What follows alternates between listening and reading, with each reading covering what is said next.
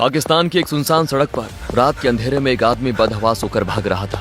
उसकी सांसें फूली हुई थी और तभी एक तेज रफ्तार ट्रक आई, एक जोरदार टक्कर हुई और वो आदमी वहीं पे कुचला गया। स्टीयरिंग व्हील पे हाथ किसी कठोर क्रिमिनल के नहीं बल्कि एक नाजुक सी लड़की के थे और जिसे उसने मारा वो कोई दुश्मन सिपाही नहीं बल्कि उसी के ससुराल का वफादार नौकर था। ये लड़की कोई पाकिस्तानी नहीं थी, ये थी भारत की बेटी, एक रॉ एजेंट जो पाकिस्तानी आर्मी के ब्रिगेडियर के घर में उनकी बहू बनकर रह रही थी। ये कहानी है सहमत खान की, एक ऐसी जासूस जिसने पाकिस्तानी फौज के परिवार में शादी कर भारत के लिए जासूसी की और INS विक्रांत को डूबने से भी बचाया। साल 1971 भारत और पाकिस्तान के बीच जंग के बादल मंडरा रहे थे। ईस्ट पाकिस्तान जो आज बांग्लादेश है वहां कत्लेआम हो रहा था। कश्मीर का एक बिजनेसमैन हिदायत खान, उनका कारोबार ड्राई फ्रूट्स और कारपेट्स का था जो भारत से पाकिस्तान तक फैला हुआ था। पाकिस्तानी फौज के बड़े बड़े जनरल्स हिदायत खान को अपना दोस्त, लेकिन भारत की सरकार के लिए हिदायत खान एक एसेट था जो सालों से भारत को दुश्मनों की खबर दे रहा था। लेकिन किस्मत को कुछ और ही मंजूर था। जंग शुरू होने ही वाली थी कि हिदायत खान को एक ऐसी खबर मिली जिसने उन्हें तोड़ कर रख दिया। उन्हें टर्मिनल लंग कैंसर था। हिदायत जानते थे कि उनके पास वक्त कम है, लेकिन उन्हें अपनी मौत का डर नहीं था। उन्हें डर इस बात का था कि उनके जाने के बाद पाकिस्तान में उनका नेटवर्क जो उन्होंने सालों की मेहनत से बनाया था वो खत्म हो जाएगा, और वो भी ऐसे वक्त जब भारत को उनकी सबसे ज्यादा जरूरत थी। एक दिन श्रीनगर के एक हॉस्पिटल के कमरे में हिदायत ने अपनी बेटी सहमत को बुलाया। हिदायत ने कमजोर आवाज में कहा, सहमत मेरी तरफ देखो। सहमत की आंखों में आंसू थे। उसने कहा, अब्बू आप ठीक हो जाएंगे, हम दिल्ली चलेंगे, वहां बड़े डॉक्टर्स हैं। हिदायत ने उसका हाथ पकड़ा और कहा कि नहीं बेटा, मेरे पास वक्त नहीं है, लेकिन मेरे मुल्क के पास भी वक्त नहीं है। मैं चाहता हूं कि तुम वो करो जो मैं अब नहीं कर सकता। एक दिन श्रीनगर के एक हॉस्पिटल के कमरे में हिदायत ने अपनी बेटी सहमत को बुलाया। हिदायत ने कमजोर आवाज में कहा, सहमत मेरी तरफ देखो। सहमत की आंखों में आंसू थे। उसने कहा, अब्बू आप ठीक हो जाएंगे, हम दिल्ली चलेंगे, वहां बड़े डॉक्टर्स हैं। हिदायत ने उसका हाथ पकड़ा और कहा कि नहीं बेटा, मेरे पास वक्त नहीं है, लेकिन मेरे मुल्क के पास भी वक्त नहीं है। मैं चाहता हूं कि तुम वो करो जो मैं अब नहीं कर सकता। सहमत हैरानी से उनको देखने लगी। आप ये क्या कह रहे हैं अब्बू? हिदायत ने अपनी सांसों को संभालते हुए कहा, मेरा नेटवर्क पाकिस्तान में वो बंद नहीं होना चाहिए। ब्रिगेडियर सईद मेरा दोस्त, वो अपने बेटे इकबाल के लिए तुम्हारा हाथ मांग रहा है। इकबाल पाकिस्तान आर्मी में कैप्टन है। अगर तुम उससे शादी कर लेती हो तो तुम सीधा दुश्मन के घर में होगी।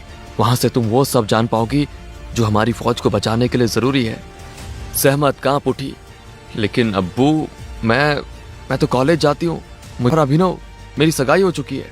हिदायत ने कहा, बेटा आज भारत माँ को तुम्हारी जरूरत है, लेकिन अगर तुमने मना कर दिया तो मैं मजबूर नहीं करूंगा। वैसे भी सहमत के दिमाग में तूफान चल रहा था।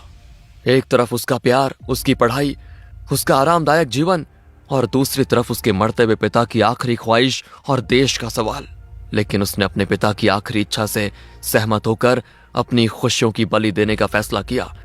उसने अपने आंसू पोंछे और कहा, मैं तैयार हूं अब्बू, मैं जाऊंगी। बस यही वो लम्हा था जब एक मासूम लड़की मर गई और एक जासूस का जन्म हुआ। इसके बाद सहमत को तुरंत रॉ के हवाले कर दिया गया। आमतौर पर एक इंटेलिजेंस ऑफिसर को ट्रेन करने में सालों लग जाते हैं, लेकिन सहमत के पास सालों का वक्त नहीं था। जंग सर पे थी, उसके पास सिर्फ कुछ हफ्ते थे। रॉ के ऑफिसर्स ने उसको एक सीक्रेट लोकेशन पर ले जाकर ट्रेनिंग शुरू की। ये ट्रेनिंग शारीरिक से ज्यादा मानसिक थी। उसे मॉर्स कोड सिखाया गया और रॉ के ऑफिसर्स ने उसको एक सीक्रेट लोकेशन पर ले जाकर ट्रेनिंग शुरू की। ये ट्रेनिंग शारीरिक से ज्यादा मानसिक थी। उसे मॉर्स कोड सिखाया गया और फिर वो दिन आ गया। सहमत की शादी इकबाल सईद से हो गई और अब वो सहमत खान नहीं थी, वो बेगम सहमत इकबाल सईद थी, रावलपिंडी पाकिस्तान में रहने वाली एक फौजी अफसर की बीवी। सहमत अब ब्रिगेडियर सईद के घर में थी। यहाँ हर रोज पाकिस्तान आर्मी के बड़े ऑफिसर्स आते थे। यहाँ जंग की प्लानिंग होती थी। यहाँ भारत को बर्बाद करने की प्लानिंग बनाई जाती थी। सहमत ने आते ही अपने आप को एक आदर्श बहू के रूप में ढाल दिया। सुबह जल्दी उठती, सबके लिए नाश्ता बनाती, सास ससुर की सेवा करती। इकबाल उसका पति एक शरीफ आदमी था। वो सहमत से प्यार करने लगा था, उसकी परवाह करता था। सहमत ने अपने कमरे में हाई फ्रीक्वेंसी रेडियो ट्रांसमीटर छुपा के रखा हुआ था, लेकिन सिर्फ रेडियो होना काफी नहीं था। रेडियो वेव्स को ट्रैवल करने के लिए एंटीना चाहिए होता है। सहमत बाथरूम में छुपके से एक कॉपर वायर खिड़की से बाहर निकालती थी और उसे सहमत बाथरूम में छुपके से एक कॉपर वायर खिड़की से बाहर निकालती थी और उसे एंटीना की तरह इस्तेमाल करती थी। वो बाथरूम में जाकर ट्रांसमीटर का यूज करती और मॉर्स कोड के जरिए खबर भारत तक पहुंचाती। मॉर्स कोड में हर लेटर के लिए एक साउंड होती थी, छोटी बीप और लंबी बीप। सहमत एक टैपिंग की का इस्तेमाल करती थी। सहमत की पहुंच सिर्फ ब्रिगेडियर सईद तक सीमित नहीं थी। वो जनरल याह्या खान, जो उस वक्त पाकिस्तान के प्रेसिडेंट और चीफ मार्शल लॉ एडमिनिस्ट्रेटर थे, उनके पोते पोतियों को पढ़ाने भी जाती थी। सहमत छोटी छोटी बातें नोट करती, कौन सी बटालियन कहाँ जा रही है, ऑफिसर्स की छुट्टियां क्यों कैंसिल हो रही हैं, रावलपिंडी में इतनी हलचल क्यों है। वो हर एक खबर रॉ तक भेज रही थी। उसके भेजे गए कोर्ट्स ने भारत को बताया कि पाकिस्तान वेस्ट में नहीं, ईस्ट में कुछ बड़ा प्लान कर रहा है। नवंबर 1971, जंग बस शुरू होने ही वाली थी। ब्रिगेडियर सईद और इकबाल अक्सर देर रात तक मैप्स और फाइल्स के साथ बिजी रहते थे। एक रात सहमत ने मौका पाकर ब्रिगेडियर के स्टडी रूम में कदम रखा। वहां टेबल पर कुछ टॉप सीक्रेट फाइल्स। एक रात सहमत ने मौका पाकर ब्रिगेडियर के स्टडी रूम में कदम रखा। वहां टेबल पर कुछ टॉप सीक्रेट फाइल्स पड़ी थी। उसने जल्दी जल्दी फाइल खोली। उसमें जो लिखा था ना, उसे पढ़कर सहमत के पैरों तले जमीन खिसक गई। फाइल में पाकिस्तान नेवी के सबमरीन गाजी का जिक्र था और उसके निशाने पर था INS विक्रांत। प्लान बिल्कुल साफ था। गाजी को कराची से निकालकर खामोशी से बे ऑफ बंगाल में भेजा जा रहा था। उसका मकसद था विशाखापट्टनम पोर्ट के बाहर माइंस बिछाना और विक्रांत का इंतजार करना। जैसे विक्रांत पोर्ट से बाहर निकलेगा, वो तबाह हो जाएगा। अगर विक्रांत डूब जाता तो ईस्ट पाकिस्तान को घेरने का भारत का प्लान फेल हो जाता। सहमत जानती थी कि यह खबर तुरंत भारत पहुंचनी चाहिए।